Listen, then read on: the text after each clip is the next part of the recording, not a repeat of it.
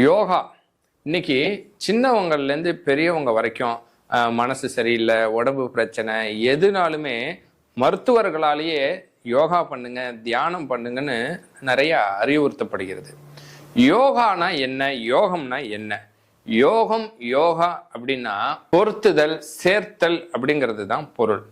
அதாவது இந்த உயிரற்ற பொருட்களின் மீது ஆசை கொண்டு அந்த உயிரற்ற பொருட்களின் மீது ஏற்பட்ட ஆசையினால நம்ம என்ன செய்யறோம்? காமம், குரோதம், இது மாதிரியான பகை, இதுல எல்லாம் மாட்டிக்கிட்டு இந்த பிறவியை முடிக்க முடியாம மீண்டும் மீண்டும் பிறந்து இந்த பிறவிங்கக்கூடிய ஒரு சுழற்சிக்குள்ள மாட்டிக்கிறோம்.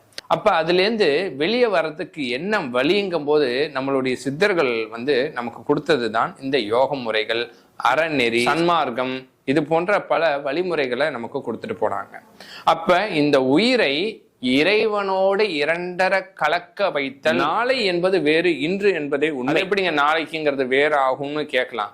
நாளை சூரிய உதயம்ங்கிறது வேற, நாளைக்கு நீங்கள் சந்திக்கக்கூடிய நபருங்கிறது வேற, நீங்க சந்திக்கக்கூடிய சூழல், காலநிலை, பருவநிலை, நபர்கள், பேசக்கூடிய விஷயம், கேட்கக்கூடிய விஷயம், நீங்க யோசிக்கக்கூடிய ஒவ்வொரு விஷயங்களும் நாளை என்பதில் நிறைய மாற்றம் இருந்து மாற்ற முடியாததுங்கிறது எதுவுமே கிடையாது. மாற்ற முடியாததுங்கிறது உங்களுடைய மனம் தான். எப்போ உங்க மனம் கடந்த நிலையில நீங்க உங்களையே நீங்கள் ஆக்கப்பூர்வமாக மாற்றிக்கொள்கிறீர்களோ அன்றைக்கு மாறாத மாற்றமும் ஒரு நாள் மாறும். யோக நிலையில, தவ நிலையில நல்ல பயிற்சி பண்ணுங்க. ரொம்ப வேலை இருக்கு, என்னால சரியா நைட்டு தூக்கம் இல்லை, பகல்ல தூக்கம் இல்லை, மன உளைச்சல், எனக்கு தியான யோகம் பண்றதுக்கெல்லாம் நேரம் இல்லைன்னு சொல்றீங்களா? எழுந்திரிங்க, பல் துளக்கிட்டு காலை கடன் எல்லாம் முடிங்க. முடிச்சுட்டு நீங்க இருக்கக்கூடிய இடத்துலயே அமருங்க. அமர்ந்து பிராண முத்திரைன்னு சொல்லுவாங்க. அதாவது நிலம், நீர், காற்று, நெருப்பு, ஆகாயம்னு நம்ம 5 விரல்களையும் 5 பூதங்கள் இருக்கு. அப்ப இந்த 3 விரல்களையும் சேர்த்து இந்த 2 விரலை இப்படி வச்சுக்கோங்க. இல்லையா ஞான முத்திரை, இந்த ஞான முத்திரையை வச்சுக்கோங்க.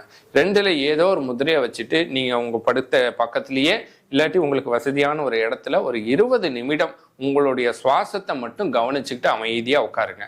வேற எதை பத்தியும் 1 மணி நேரம் 20 நிமிஷம் செய்ய சொன்னாங்களே மணியை பார்க்கறதோ இல்லாட்டி 20 நிமிஷத்துக்காக காத்திருக்கிறதோ, அந்த 20 நிமிடங்கிறதையே மறந்துட்டு உங்களுடைய மனம் கடந்த நிலையில இருங்க.